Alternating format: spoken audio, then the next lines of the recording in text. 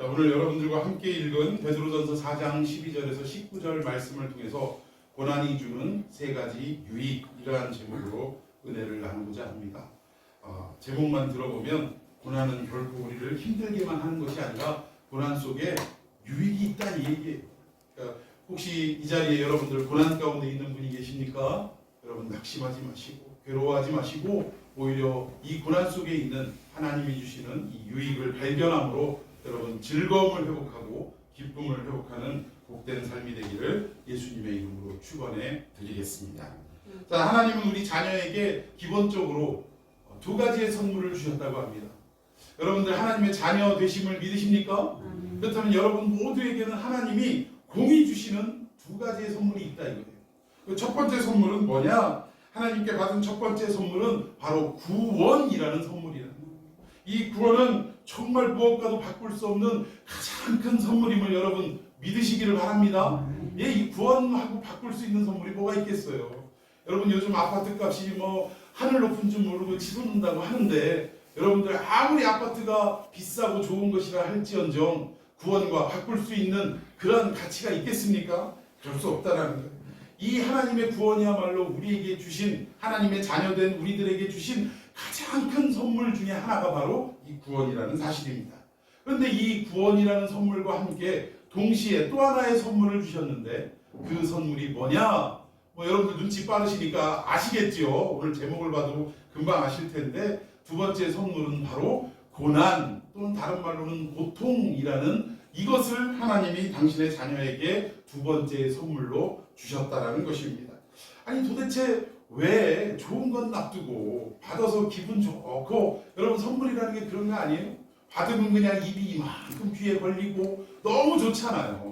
근데 선물은 이런 거여야 할 텐데 첫 번째 구원이라는 선물은 정말 우리가 덩실덩실 춤을 출 만큼 아니 그 이상의 기쁨을 가져오는 선물인 건 확실한데 그런데 두 번째 고난이라는 선물은 글쎄 이게 과연 선물에 속한 것일까? 이게 과연 우리의 마음을 기쁘게 할 수 있는 것인가? 하고 좀 고개를 갸우뚱할 수밖에 없는 그러한 내용이라는 사실입니다.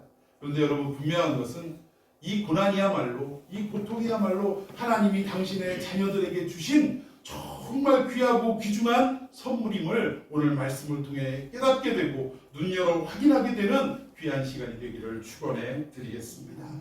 여러분 과거 구약에 여러 가지 질병 가운데 이 질병이 발발하게 되면 대부분 의사에게 찾아가 진단을 내리고 치료를 받아야 되는데 유일하게 이 병만큼은 의사가 아닌 제사장에게 치료를 받고 진단을 받아야 하는 치료는 아닙니다만 진단을 받아야 하는 질병이 하나 있었습니다. 무슨 병입니까?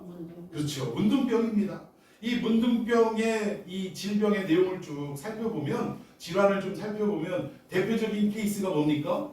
고통을 느끼지 못한다라는 게 이 병의 어떻게 보면 가장 큰 어떻게 보면 문제점이다라고 말할 수 있다는 거예요. 문둥병에 걸린 분들을 보면 이 살이 썩어지고 이 살성이 썩어지고 살점이 떨어져 나가도 어떻습니까? 고통을 느끼지 못하는 게 이게 참 큰 문제라는 거예요. 어찌 보면 사람들이 고통을 느끼지 못하면 오히려 좋은 것 아니야? 그 아픈 게 얼마나 그냥 우리가 살갗을 살짝만 칼에 베어도 면도칼에 베어도 그 아픔이 대단한데 아니 뼈가 끊어지고 살이 떨어져도 아픔을 느끼지 못한다라는 것은 이거는 어떻게 보면 축복 아닌가? 라고 생각할 수도 있다라는 거예요. 근데 여러분 이 구약의 문둥병은 왜 의사에게 보이지 않고 제사장에게 보였냐면 이 질병이 무엇을 나타내느냐?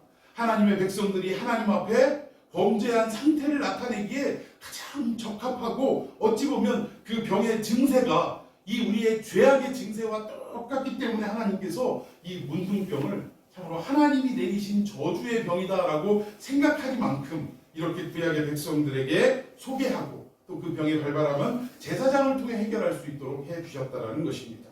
여러분 생각해 보십시다.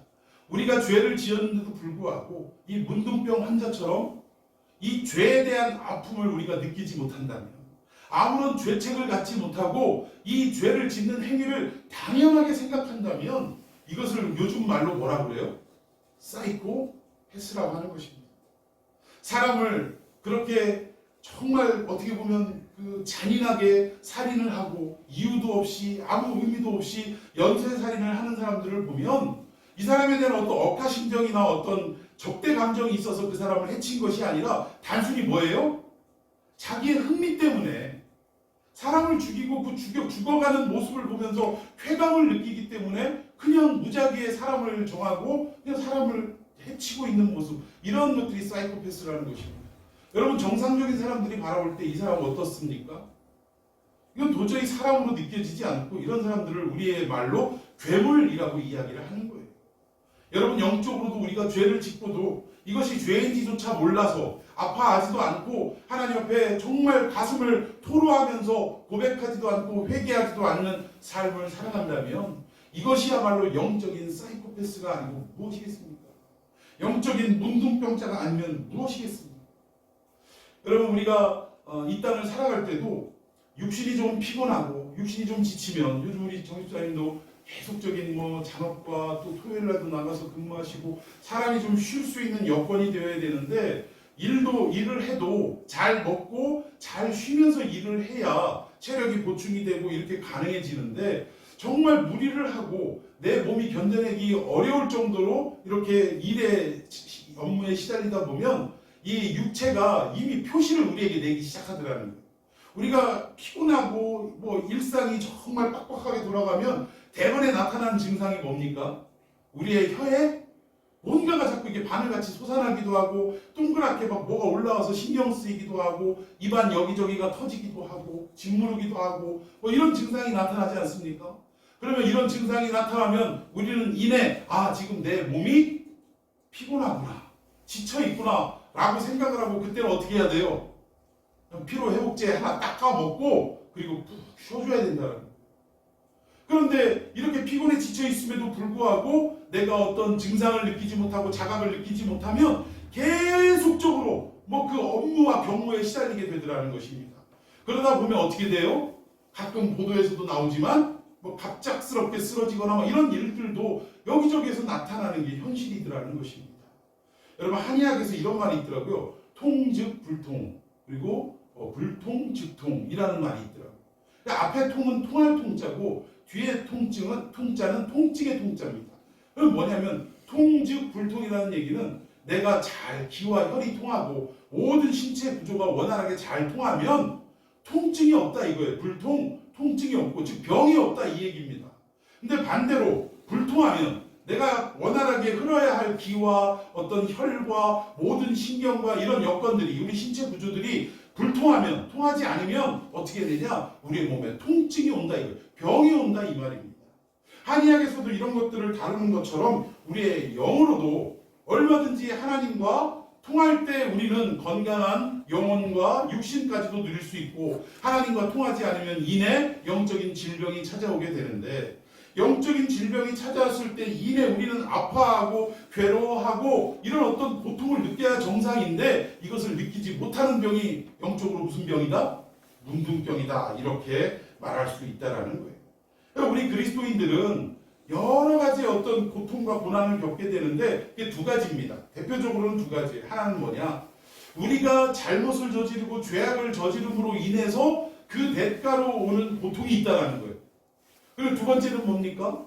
우리의 죄악과 우리의 실수와 우리의 잘못과는 상관없이 내가 하나님의 자녀됨으로 인하여 세상으로 받는, 또 어둠으로부터 받는 공격과 아픔이 반드시 있다는 거예요. 오늘 본문에 나오는 이 고통, 이 고난은 어떤 고난을 말하느냐? 우리가 죄를 저질러서 잘못을 해서 그 결과로 오는 그런 고통이 아니라, 고난이 아니라 우리의 잘못과는 상관없이 하나님의 자녀됨으로 그리스도인으로 이 땅을 살아가면서 정말 세상이 우리를 공격함으로 드러나는 이러한 고난을 본문은 말하고 있다는 거예요. 우리가 정말 하나님의 자녀로서 이 땅을 살아가다 보면 반드시 이런 세상으로부터, 어둠으로부터 오는 이런 공격으로 인해서 고통을 당할 때가 있는데, 이때 오늘 성경은 뭐라고 말하느냐? 이런 고난이 우리에게 찾아오면 어떻게 반응해야 된다? 자, 12절에는 뭐라고 말하냐면 이것을 이상히 여기지 말라고 합니다. 이상히 여기지 말래요. 이상히 여기지 말라는 말은 뭐예요? 그래, 올 것이 왔다라고 여겨라 하는 말씀인 줄로 믿습니다. 우리는 자꾸 이상하다 그래요. 이상하다. 아니, 내가 교회도 잘 다니고 예수님 잘 믿고 하는데 왜 이렇게 어려움을 당하지? 이상하다 그러는데 그 이상히 여기지 말래요. 그게 오히려 당연하고 어떻게 보면 정상적인 수순을 밟는 그런 어떤 일정이다라고 성경은 말하고 있습니다. 또 13절에는 이상히 여길 뿐만 아니라 어느 정도까지 생각을 하라고 하냐면, 자 13절만 읽어봅시다. 시작. 오히려 너희가 그리스도의 고난에 참여하는 것으로 즐거워하라. 이는 그의 영광을 나타내실 때에 너희로 즐거워하고 기쁘게 하려 함이라. 아멘. 이상히 여기는 정도가 아니라, 이상히 여기지 말라 하는 정도가 아니라 13절에 보니까 어느 정도까지 하래요? 고난이 오면 즐거워하랍니다.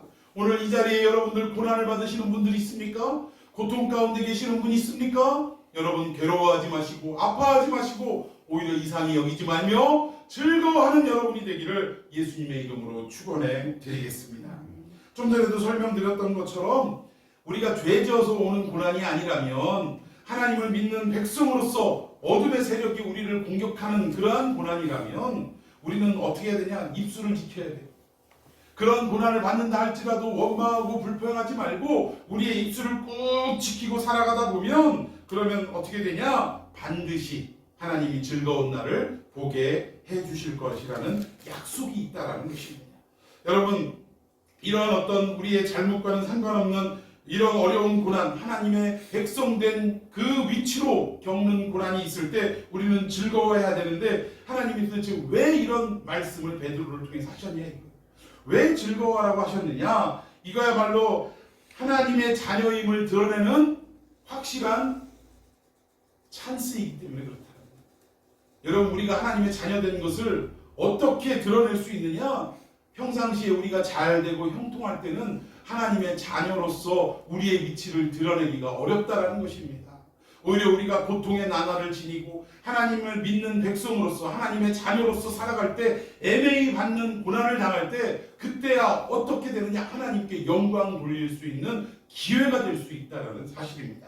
자, 우리 16절 말씀 한번 읽어보겠습니다. 시작. 만일 그리스도인으로 고난을 받으면 부끄러워하지 말고 도리어 그 이름으로 하나님께 영광을 돌리라. 아멘.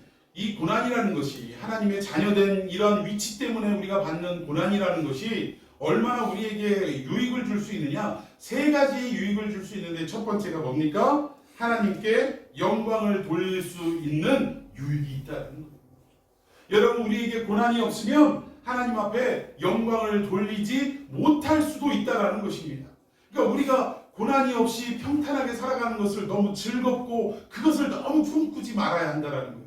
제가 예전에 살던 집에 그 건물 주인 되시는 분이 그 큰 교회의 집사님이셨어요. 그런데 그분하고 대화를 하는데 그러시더라고요. 아우, 목사님, 저는요 고난 없이 살았으면 좋겠어요. 흔히들 연단이라고 그러는데, 아우, 저는 그런 거 싫어요. 그냥 아무 어려움 없이 평탄하게 그냥 자식들 잘 되고 남편하고 이렇게 세 받으면서 살아가는 게 그게 참 좋아요. 이렇게 얘기를 하시더라고요. 근데 여러분, 히브리서에 뭐라고 말씀하고 있냐면, 고난이 없으면 참 아들이 아니라. 그리고 뭐라고 해요? 그런 사람을 사생자라. 성경에서 분명히 말하고 있어요. 고난이 없는 사람은 뭐다? 사생자래요. 사생자가 뭐예요? 아버지 없이 태어난, 부모 없이 태어난 사람이 사생자 아닙니까? 여러분, 오늘 이 자리에 모여 계신 여러분들, 아버지가 누가 아버지입니까? 우리 하나님 아버지가 유일한 우리의 아버지가 되시는 것을 믿으십니까? 그렇다면 우리가 하나님의 자녀라면 당연히 뭐가 따르게 돼 있어요? 고난과 연단이 따르게 되어 있다는 것입니다. 그런데 많은 분들은 이 고난과 연단을 그 아픈 모습만 생각하고 자꾸 이렇게 어떻게 보면 안 받았으면 하고 피하려고 하더라는 거예요. 여러분, 꼭 수준이 뭐하고 똑같냐면 애들하고 똑같아요. 애들하고. 어린아이들. 여러분, 계절이 바뀌고 이러면 어린아이들에게 꼭 뭐를 줍니까? 예방주사를 한 방씩 줘요. 독감 예방주사 또는 뭐 간염 예방주사. 하여튼 우리가 육신을 가지고 이 땅을 살아갈 때 찾아올 수 있는 어떤 질병과 맞서 싸울 수 있는 그러한 예방주사를 때마다 시마다 그걸 맞게 되는데, 그걸 맞아야 우리가 건강하게 살아갈 수 있는데, 아이들 한번 열이면 열, 백이면 백 주사 맞는데 한번 데려다 놔보세요. 주사 바늘이 꽂혀지지도 않았는데 울기 시작합니다. 안 맞겠다 이거예요. 난리를 피웁니다. 사실 맞아보면 따끔하긴 하지만 뭐 그렇게 죽을 만큼 소리 지를 만큼 아픈 고통도 아니에요. 그런데도 불구하고 치에 겁먹고 막 발버둥을 치며 아주 그냥 성격이 보통이 아닌 애는 결국은 주사 맞추는 걸 포기하게 되더라고요. 왜? 의사가 그걸 어떻게 붙들고 제어를 해야 되는데 감당이 안 되니까 결국은 포기하게 되더라고요. 여러분, 우리도 고난을 무조건 싫어하고 안 받았으면 좋겠다라고 하는 것은 우리의 영적인 수준이 무엇과도 똑같냐면 예방주사를 맞기 싫어하는 이 어린아이와 똑같다라고 생각하면 틀리지 않을 거라는 사실이에요. 근데 여러분, 우리에게 찾아오는 이 고난은 우리가 정말 입술만 잘 지키고 원망하고 불평하고 하나님을 향해 욕된 말만 하지 않으면 우리가 끝까지 이것을 이상히 여기지 말고 당연한 것으로 여기며 즐거워하는 이러한 자세로 이걸 견디면 결국 이것이 무엇이 되느냐? 하나님께 영광을 올려드릴 수 있는 찬스가 되더라는 사실입니다. 여러분, 고린도전서 4장 9절에 이런 말씀이 있더라고요. 이 세상 끝날에 우리를 천사와 사람들 앞에, 이 세상 앞에 무엇으로 만들 때가 있냐? 구경거리로 만들 때가 있다라는 말씀이 있어요. 우리가 예수 믿는다라는 이유 때문에 세상 사람들, 심지어 천사들에게도 구경거리가 될 때가 있다라고 성경은 말씀하고 있습니다. 여러분, 구경거리 어때요? 한국 사람들 특히 구경거리 좋아합니다. 여러분, 길 가다가 맞은편에 대형 교통사고가 발생하면 이쪽 맞은편에는 사고하고도 상관이 없는데 차가 막혀요, 안 막혀요? 이쪽보다 더 막혀. 사고 난 차선보다 이쪽이 더 막혀요. 이유가 뭡니까? 뭔 일인가 하고 구경하려고.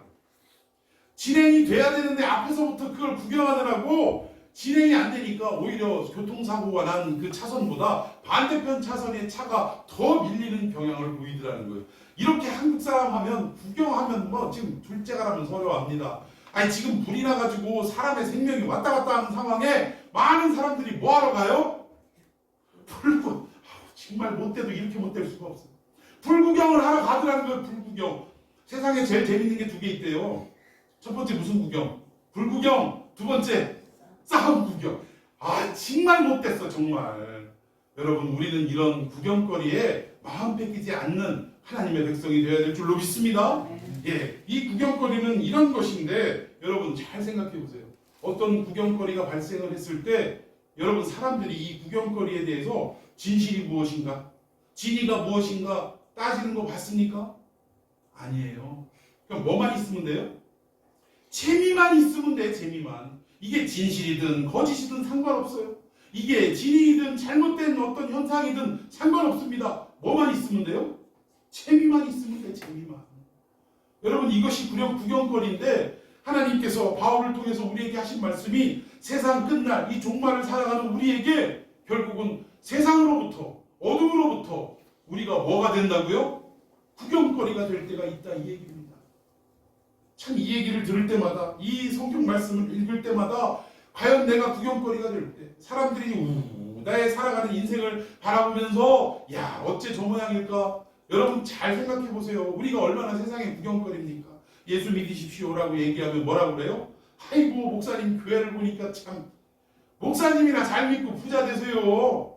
이게 뭐예요? 구경거리가 되는 거예요. 구경거리가. 한번 내가 볼게요. 우리 목사님 어떻게 부자가 되시는지 안 되시는지 제가 옆에서 잘 한번 응원하면서 지켜보겠습니다. 이게 결국 세상의 구경거리가 되는 거예요. 제가 지난 수요일날 우리 지금 광고 나가는 거 아시죠? 광고를 보고 전화를 했다고 그러면서 연락이 왔어요. 근데 내용을 들어보니까 교회 이름이 너무 좋대요. 자기가 지금 최장암 2기인데 교회 이름이 너무 좋아서 나 정말 참 평안을 좀 한번 목사님 한번 오실 수 있으면 오셔서 그렇게 해서 좀 예배라도 기도라도 좀 해주셔서 뭐 그렇게 평안을 얻었으면 좋겠습니다. 뭐 이렇게 얘기를 하길래 아니 목사가 할 일이 당연히 그런 곳에 가는 곳인데 아니 뭐 언제든지 제가 불러주시면 가겠습니다. 그랬더니 지금 오시면 안 됩니까? 그래서 갔어요.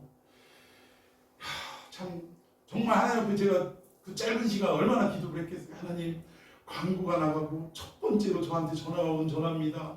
아버지 근데 그분이 또 췌장암으로 지금 2기라는데 췌장암은 이게 별로 약도 없어요. 방법도 없습니다. 어떻게 해야 될까? 하나님 참 이번 기회를 통해서 하나님을 알게 되고 하나님 자녀 되게 하시고 병도 깨끗하게 낫는 역사가 있게 하여 주옵소서. 기도하는 마음으로 그렇게 준비를 하고 부랴부랴 막 가가지고 또 그냥 갈 수 없잖아요. 남의 집에 처음 가는데 또 가뜩이나 또 그냥 주머니에 지갑에 돈도 그냥 별로 없어 달랑달랑 하고 있는데 어떻게 해. 그래가지고 그 포도 이렇게 스티로폼에다 하는 그 포도 그 파란 청포도 그거를 한 상자 사가지고 갔어요. 갔는데 진짜 원룸에 혼자 사시는데 딱 봐도 형편이 많이 어렵고 힘드시더라고요. 나이는 뭐 이제 50대 초반 뭐 53살 되셨더라고요. 근데 이런저런 얘기를 하다 보니까 마음에 딱 와닿는 게 야, 장소만 바뀌었지. 옛날에는 교회로 찾아와가지고 어려운 소리 하면서 돈 달라고 하는데 이제는 전화로 불러내갖고 돈 달라고 하는구나. 제가 참 대화를 하는 가운데 이게 저는 이런 분들을 많이 겪어봐가지고요. 대충 얘기하는 스타일만 봐도 도와달라는 얘기구나. 돈 달라는 얘기. 근데 어려워서 그냥 도와달라고 하면 저는 정말 기쁜 마음으로 막 도와드리겠는데 이게 다 작전이 있고 생각이 있고 스타일이 있어요. 그러니까 그거를 거짓으로 하는 거예요. 이게 오히려 더 마음이 아프더라고요. 근데 이런저런 얘기를 하다가 뭐 병원에 가야 되는데 췌장암 약도 뭐 한 달에 한 번씩 가서 이렇게 먹어야 되는데 갈 차비도 없고 돈도 없고 또 혈압과 당뇨도 있어가지고 이렇게 계속 먹어야 되는데 그래서 기초생활수급자를 어떻게 좀 해드릴 수 있는 방법이 없을까 하고 이것저것 물어봤는데 그것도 동사무소 가가지고 했는데 안 돼가지고 거기서 또 아주 그냥 아주 난리를 피웠던 모양이더라고요. 그리고 자살소동을 몇 번을 일으켜서 본인 말입니다만 자살소동을 몇 번을 일으켜가지고 저 경찰들도 몇 번 왔다 갔다 하고 가끔 자기 집에도 방문을 한다요. 혹시 이 사람이 잘못됐을까 싶어서 그런다고 하더라고요. 근데 하여튼 뭐 여러 가지 참 그런 게 있는데 이분이 그러더라고요. 결국 목사님 조금만 더 도와주시면 약간만이라도 할 수 있도록 도와주시면 제가 뭐 교회를 나가겠습니다. 저는 우리 교회 오라고 도와드리고 안 도와드리고 그런 거 아닙니다.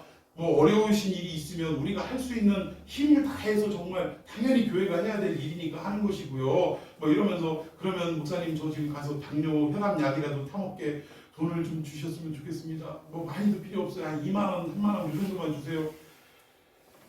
포도 사가고 쥐밥을 딱 열어보니까요. 세상에 12,000원이 탁 남아있더라고요.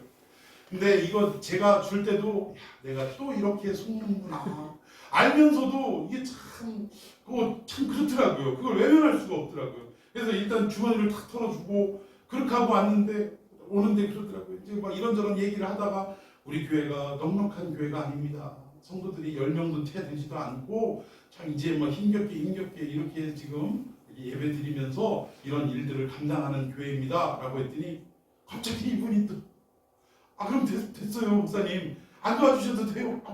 됐습니다.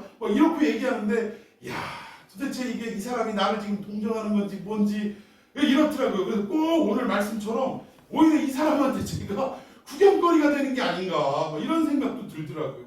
근데 제가 그날 수요일 날이었는데 점심때 갔다 와서 종일 마음이 불편했어요. 뭐가 불편했냐면 처음에는 이분 스타일을 보니까 도와줘야 되냐 말아야 되느냐 스타일은 뻔한데 그런데 하나님 이거 아니잖아요. 이거 알면서도 주면 저 사람 괜히 나가서 이 돈 주면 술이라도 사 먹고 이러면 어떡해요. 이러면서 이제 하나님과 대화를 하는데 어느 순간인가 그리고 사람이요 도와달라고 할 때는 염치라도 있어야죠.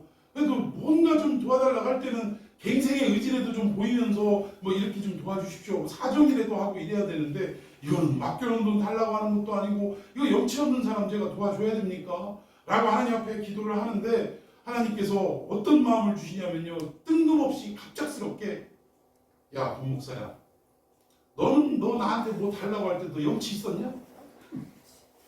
너는 염치 있어갖고 나한테 뭐 달라고 했냐? 너는 그 사람하고 네가 그 사람한테 그 겪은 일하고 네가 나한테 한 그 기도며 뭐며 온갖 달라소리 했을 때 그 모양을 한번 비교해보면 너는 그 사람은 너한테 비하면 이빨도 안 났어요. 네가 언제 나한테 맡긴 거 있냐? 내놓으라는 듯이 막 달라고 심지어는 밥을 안 쳐먹고 내놓으라고 막 금식 기도한답시고 그렇게까지 하고 나 그때도 너한테 한 번도 너 염치가 있냐 없냐라고 물어본 적이 없다. 그러면서 그 마음을 주시는데요.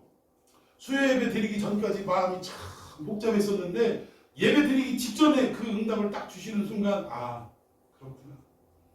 그 사람이 어떻든지 간에 나에게 도움이 요청이 오면 이것이 어떠한 결과를 낳을지는 하나님께 맡기고 오히려 해줘야겠구나. 내가 뭐 능력이 있어서 팍팍 다 해주는 건 아니지만 해줘야겠구나. 그리고 또 제가 또 우연치 않게 변동사무소 그쪽에 가가지고 뭐 수급자 해달라고 했다는데 내가 또 그분을 또 아는 분이 한 분 있어요. 우리 저 애들 엄마가 아는 분이 있어서 이러한 분이 거기에 혹시 이런 일들이 있었냐라고 물어봤는데 참 공교롭게 답이 금방 나오면 주는데 이 양반이 교육받으러 자전거 타고 갔다가 동사무소로 들어오다가 넘어지는 바람에 지금 연합정형외과에 지금 무릎 뼈가 깨져가지고 누워있다라는 거예요. 그래가지고 그 퇴원하면 가자마자 한번 알아보겠노라고 이런 일이 있었는가 이제 자기 담당은 아니니까 알아보겠노라고 그렇게까지 얘기하시더라고요. 그래서 저는 그분의 어떤 이런 진짜 상황이 있었는지 없었는지까지도 좀 한번 알아보고 혹시라도 이분이 수급자로 왜 안 되는지 뭐 우리가 도와주는 것도 한계가 있습니다만 국가에서 책임지고 이런 결정이 나면 그래도 기본적인 건 해결이 되잖아요. 그래서 이쪽을 어떻게 도와드릴 수 없을까라고 그렇게 한번 알아보려고 했는데 그것마저도 하나님이 그냥 막으시더라고요. 왜 그러신지 모르겠어요. 근데 아무튼 뭐 오늘 이제 주일 예배가 끝나면 이따가 제가 한번 찾아가 보려고 지금 마음을 먹고 있습니다만 아무튼 그런 거예요. 오히려 그 사람이 개척교회라니까 오히려 참 사람 비웃으면서 됐다고 가라고 그러시는데 이거 제가 구경거리가 되는 게 아닌가라는 그러한 생각이 들었습니다. 화도 났어요. 도대체 도움 청하는 사람이 자세가 이게 뭐냐라고 뭐라고 해주고 싶었어요.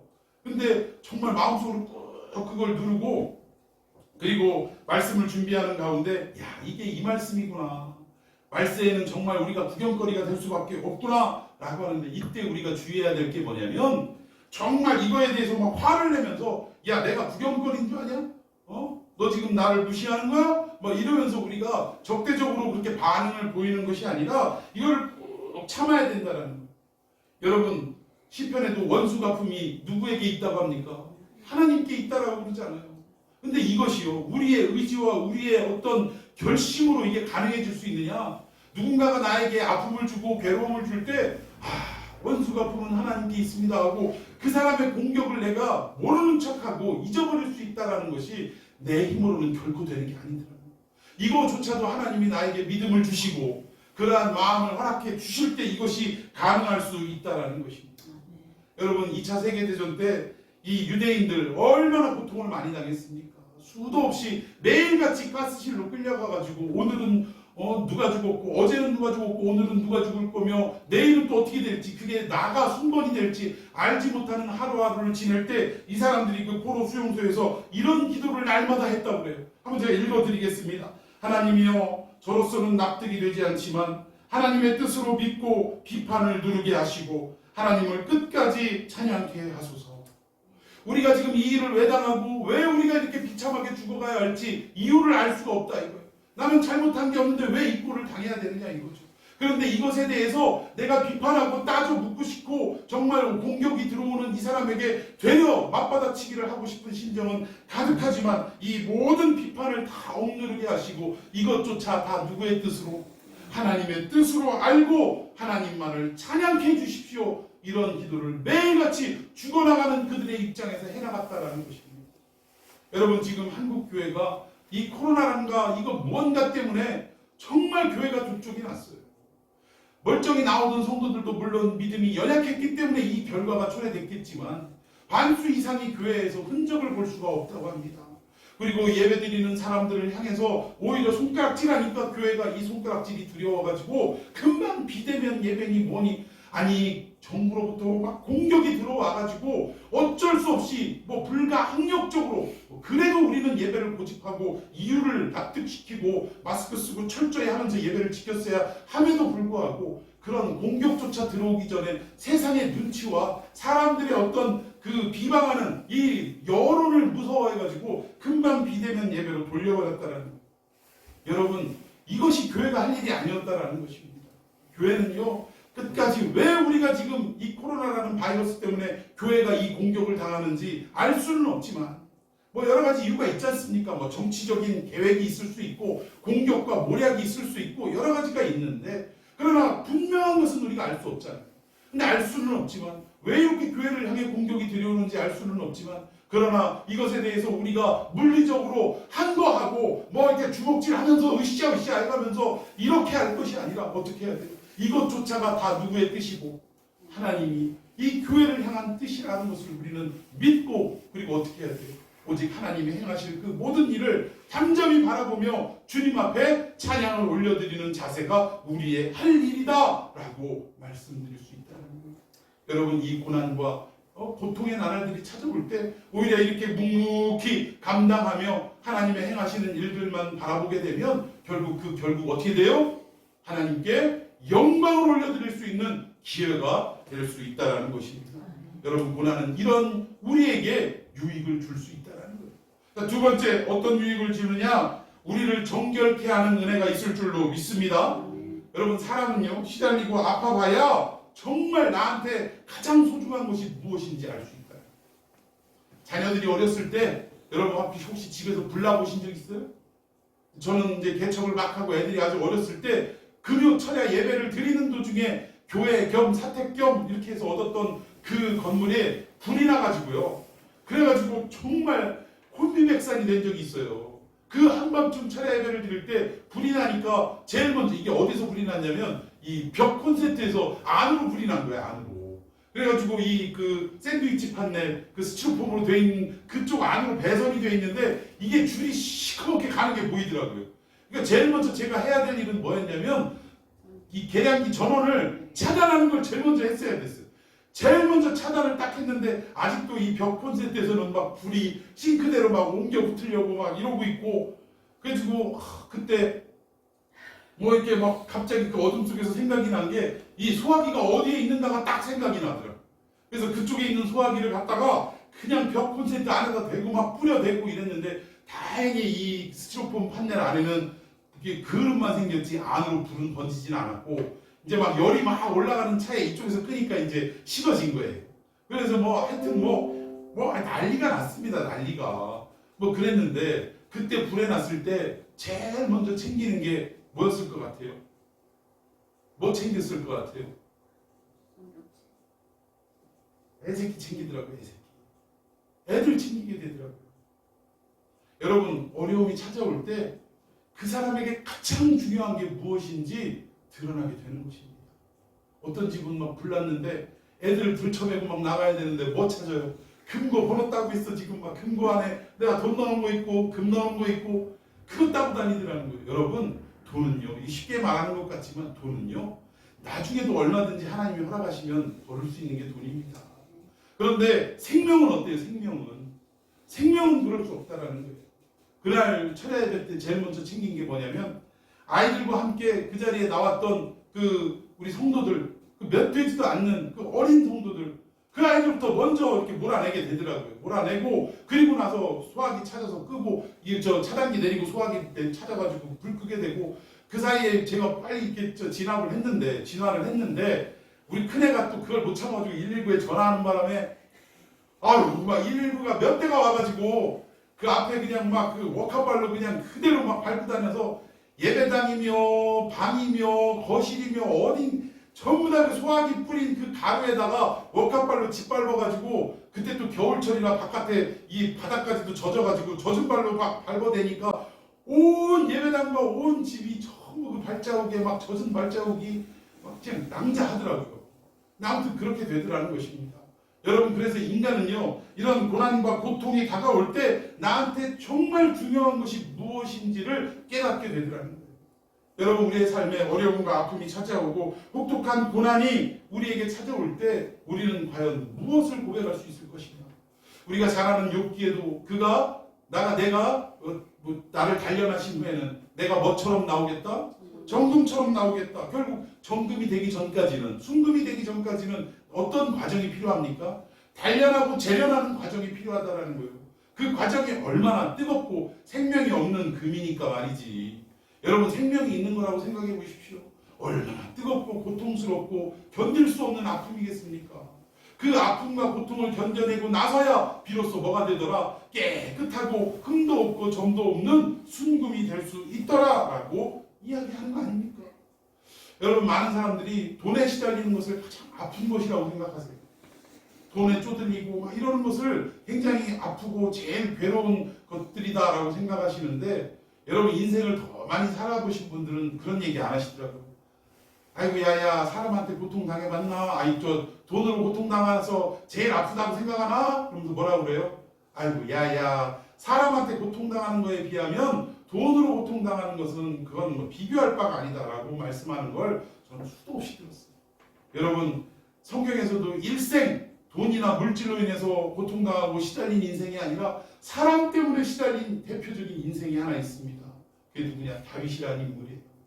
다윗은 어려서부터는 왕의 신임을 좀 받는 듯 하다가 결국 왕의 질투 어린 그 눈먼 왕으로부터 공격을 당하는데, 이게 그냥 있는 자리에서만 공격을 당하면 그러려니 하지만 아예 그냥 모든 생업을, 왕으로서의 모든 업무를 다 뒤로 팽개치고 그냥 부하들을 다 온통 어디에 직결시키느냐? 다윗 한 사람 체포하려는데 힘을 다하고 뜻을 다하고 마음을 다해서 이렇게 일을 하더라는 것입니다.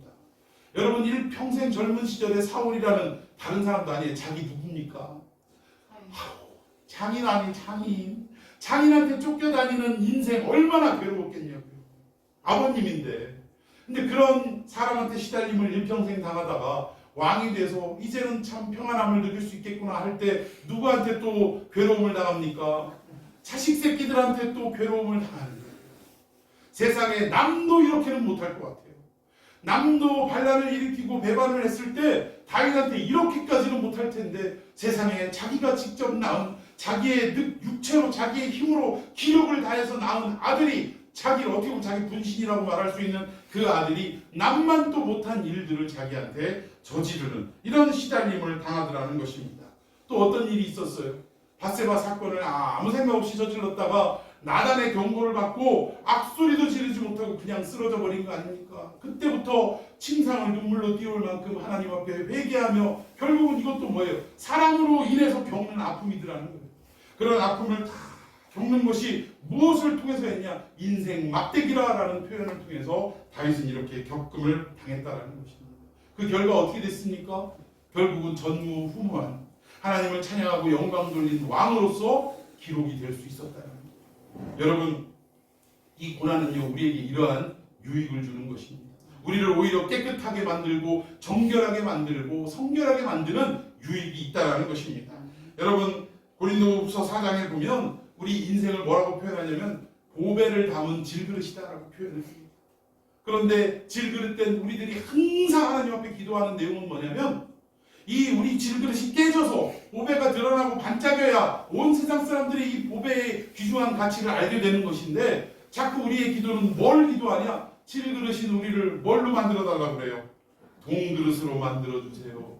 은그릇으로 만들어 주세요. 심지어는 금그릇으로, 아니 다이아 그릇으로 만들어 주세요.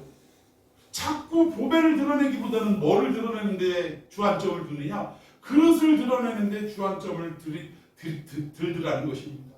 여러분, 왜 우리를 질그릇이라고 말씀하셨냐면, 결국 질그릇은 뭡니까? 보배를 드러내기 위해서 어떻게 하는 사명을 가진 거예요? 깨뜨림을 당하는 사명을 가진 것입니다. 우리가 깨어지고 우리가 낮아지고 우리가 찢어질 때 누가 드러나냐? 예수 그리스도 보배 대신 그분이 드러날 수 있다라는 것입니다.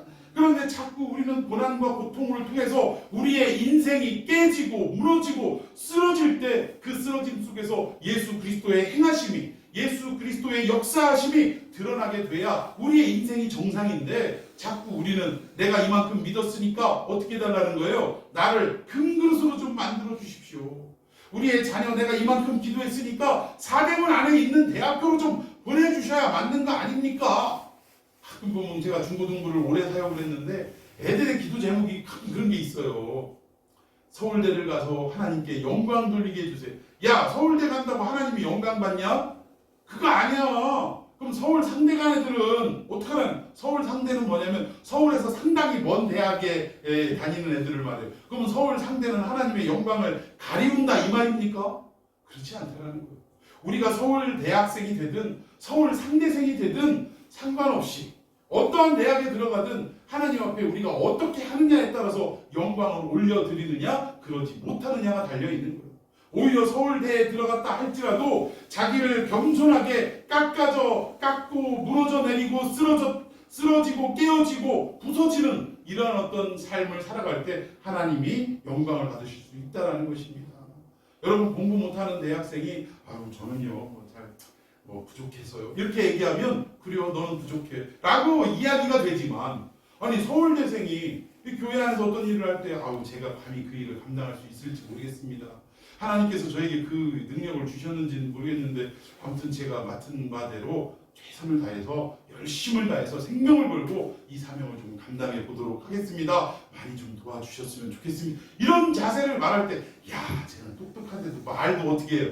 참 겸손하게 하는구나 이렇게 평가를 내리지 않겠습니까? 그럴 때 야 쟤는 참 신앙이 제대로 박힌 애구나 하나님께 영광이 돌려드려지는 거 아니겠느냐는 말이에요. 우리가 정말 자꾸 우리 자아가 깨어지고 무너지고 부서졌는데 초점을 두는 게 아니라 우리를 자꾸 금긋으로 해달라는데 초점을 두기 때문에 결국 하나님 앞에 정결한 삶을 살아가지 못할 때가 너무나 많다는 것입니다. 여러분 우리는 고통과 고난을 통해서 어렵지만 괴롭지만 그래도 오히려 이것을 통해서 우리는 하나님 앞에 더욱더 깨끗하고 거룩하고 성결한 모습으로 바뀌어져가는 역사가 있어야 될 줄로 믿습니다. 이런 유익이 있다라는 것. 마지막 세 번째 어떤 유익이 있느냐? 자 우리 19절 한번 읽어봅니다. 시작. 그러므로 하나님의 뜻대로 고난을 받는 자들은 또한 선을 행하는 가운데 그 영혼을 이끄신 창조주께 의탁할지어다. 아멘. 여기 마지막 세 번째 고난이 우리에게 주는 유익은 뭐냐? 하나님 앞에 의탁하는 법을 가르쳐 주더라는 거예요. 고난을 당할 때 우리는 하나님 앞에 점점 더 의뢰하고 신뢰하고 그분 앞에 무릎을 꿇는 삶을 살아가더라는 말입니다. 여러분 하나님이 우리에게 요구하시는 게 한 가지가 있어요. 그게 뭐냐? 어떠한 상황이든지 어떠한 형편에서든지 너는 나만 어떻게 하라? 의뢰하고 신뢰하라. 이것이 우리를 향하신 하나님의 요구인 것을 믿으시기를 바랍니다. 근데 우리 인간은요 범죄한 이후로 그냥 교만 덩어리. 그래서 우리가 할 수 있다라고 판단되어지는 일들은 하나님 앞에 의지하지 않고 자기 스스로 이 정도는 하고 이게 모든 일들을 감당할 때가 많이 있더라는 것입니다. 그리고 자꾸 어떤 통계와 확률에 의지할 때가 많다라는 거예요. 그동안에 우리가 이렇게 해와서 잘 됐기 때문에 똑같은 일이니까 우리는 이렇게 하면 될 거야 라고 일을 결정하고 추진할 때가 많다라는 거예요. 그러나 여러분 작은 일이든 큰 일이든 우리는 어떠한 습관을 자꾸 길러야 되느냐? 하나님 앞에 전적으로 의지하고 매달리고 의탁하는 이러한 습관을 우리는 길러야 한다는 것입니다. 이 고난과 고통이 그때가 찾아올 때 우리는 하나님 앞에 매달리고 하나님을 신뢰하는 것처럼 결국 우리가 이 고난이 올 때 그러한 유익이 우리에게 있다라는 것을 성경은 말씀하고 있습니다. 여러분 성결이나 거룩 이런 것은요 늘 말씀드리지만 외형적인 모습이 아니라는 거예요. 성경책을 여기다 두고 홀리 한다고 이게 거룩이 아니라고 몇 번을 제가 말씀을 드렸습니다. 거룩은 외형이 아니라 관계라고 말씀을 드리면서 결국 거룩은 하나님이 거룩하시니 너희도 거룩하라 이 말씀은 나는 너밖에 모른다 그 얘기예요. 나는 너밖에 몰라. 그러니 너희도 나만 생각하고 나만 사랑해라. 이것이 거룩의 관계라는 사실입니다. 하나님은 매일같이 이러한 열렬한 사랑을 우리에게 지금 구애를 하고 계시는데 우리는 그걸 모르더라는 거예요. 여러분 부모 사랑 자식 새끼가 압니까? 참 인생살이 작은 일부터 시작하자면 밥상을 차려서 맛있는 불고기 있다고 생각해 보십시다. 그냥 우리가 인간적인 관계로는 그 불고기 누가 먹어야 돼요? 힘세고 이거 돈 벌어오고 고기 살 수 있는 그 원인을 제공한 그 사람이 먼저 맛있는 부위를 먹어야 정상이에요. 그래 안 그래요? 그런데 우리는 자식을 너무나 사랑하기 때문에 그 맛있는 부위를 누구에게 먼저 주느냐? 자식 새끼한테 먼저 주더라는 거예요. 근데 이 자식 새끼는 그것을 막 먹으면서 야 부모님이 나를 이렇게 사랑하시는구나 알아요 몰라요? 어떤 놈이라 죄송해요. 제 장로님인데 아는 장로님인데 아주 대전에 큰 병원에 부원장님까지도 하셨던 교수님이에요. 이분이 고백을 하시더라고요. 맨날 생선을 먹는데 엄마는 나는 머리가 맛있어. 이래가지고 자식을 그렇게 가르치신 거예요, 진짜로. 난 그 들은 얘기로는 많이 들었는데 실제로 그런 가정은 처음 봤어요. 그래서 나이가 드셨는데도 불구하고 심지어는 대학교 교수가 되셨는데도 불구하고 생선집 가갖고 생선 먹다가 대가리를 싸우셨대요. 아니 그렇게 지각이 없나? 나이가 그렇게 드셨는데도 지각이 그렇게 없나? 근데 솔직하게 얘기를 하시더라고요. 싸우셨대요. 진짜 진솔한 마음 가지고 우리 엄마가 정말 좋아하신다는 마음 때문에. 그래가지고 그 생선 대가리를 그래도 고기는 막 다 떼먹고 주는 게 아니라 머리에 붙어있는 그 고기를 잘 살려가지고 그래 싸다 드렸다라는 거예요. 그런데 그걸 깨달은 지가 얼마 안 된대요. 나이가 60이 넘었는데도 얼마 안 된다라는 얘기를 하더라고요. 자식 새끼들 부모 사랑 모릅니다. 몰라요. 매일같이 집에서 영양가 높고 그 몸에 좋은 그 건강한 음식을 행여나 학교 늦을까봐 새벽같이 일어나가지고 그걸 밥을 싸주고 그리고 저녁 때는 또 맛있는 거 먹으려고 딴 데서 쓸데없는 거 먹이지 않고 이걸 건강하게 먹이려고 그렇게 수십 년 동안 밥을 해온 부모님이 어머님한테는 밥 먹으면서 잘 먹었습니다 고맙습니다 한 번을 말하지 않는 놈들이 지 학교 1년 선배가 라면 분식집 가고 라면에 김밥 한 그릇 사줬다고 거기다 대고 막 절을 하면서 막 형님 잘 먹었습니다 막 이런 이게 자식들의 모습이더라는 거예요. 근데 이 자식들의 모습이 꼭 누구 모습이라고요? 하나님 아버지를 둔 우리의 모습과 다를 바가 없더라는 거예요. 그렇게 사랑을 구애하고 너밖에 몰라 너밖에 몰라 거룩을 강조하시는데 우리는 자꾸 시선을 어디다 두냐? 엉뚱한 데 두더라는 거예요. 엉뚱한 데. 하나님의 사랑을 아버지의 사랑을 우리는 잊지 않고 엉뚱한 데 두더라는 거예요. 그래서 하나님이 우리에게 무엇을 주시느냐? 고난을 허락하시는 거예요. 자꾸 엉뚱한 곁길로 가고 엉뚱한 데를 바라보니까 고난을 주시고 고통을 주셔서 결국 우리의 삶을 잘 생각해 보세요. 여러분들이 이 새벽기도 안 나오시던 분들이 어느 날 갑자기 새벽에 나와서 기도하면 100% 집안에 뭐가 생긴 거예요? 문제가 생긴 거예요. 뭔가 사업에 문제가 생겼든지 그런 거예요. 안 나오던 분들이 갑자기 나오면 이건 문제가 있는 거예요. 참 철 들어가지고 하나님을 영화롭게 하기 위해서 내가 새벽을 깨워야겠고 이런 문제 한 번도 못 봤어요. 근데 이게 뭐냐? 결국 우리 인간은요 얼마나 못됐냐면 하다못해 자식 새끼 감기라도 코뿔이라도 걸려야 이 자식 새끼 낫게 해달라고 하나님 앞에 나오는 존재더라 이 말입니다.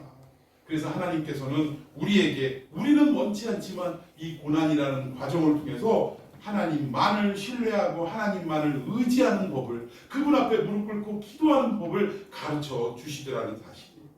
여러분 동의하십니까? 오늘도 우리가 서론에 말씀드렸지만 고난에 처해 있는 분이 있습니까? 고통 가운데 살아가시는 분이 있어요?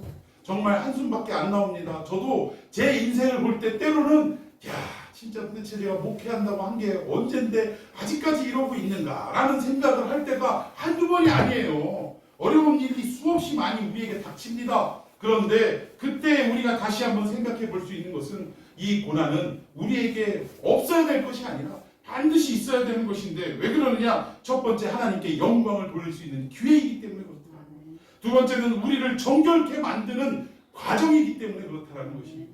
마지막 세 번째로는 오직 이 어려움을 통해 하나님만을 의지할 수 있는 계기로 삼게 하시더라는 사실이에요. 오늘 이 말씀 기억하면서 기도했으면 좋겠습니다. 하나님